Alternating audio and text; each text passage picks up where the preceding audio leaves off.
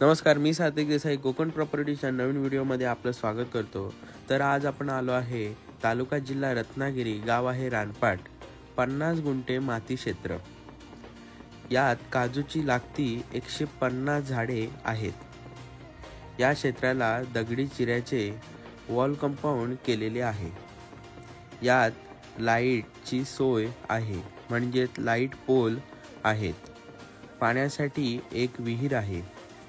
ही झाडे वेंगुर्ला 7 नंबरची आहेत, म्हणजे 7 नंबरची साईजची मोठी काजू आहे. या क्षेत्राला अगदी रोड टच जवळच आहे. दरवर्षी ही झाडे चांगल्यात चांगलं उत्पन्न देतात.